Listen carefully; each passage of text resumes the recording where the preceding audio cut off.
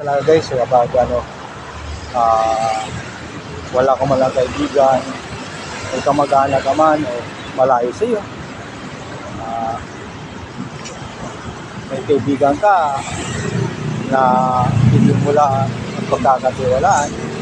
Kaya mahirap talaga kapag wala kang tunay na kaibigan na malalapitan.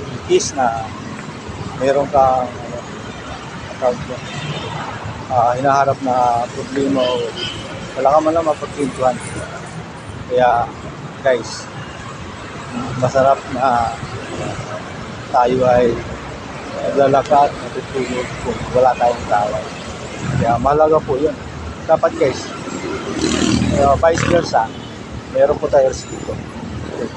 Kaya para yung respeto yung manatili, kailangan yung mga kaibigan mo, huwag mong aaway o mga kapitbahay mo o katrabaho.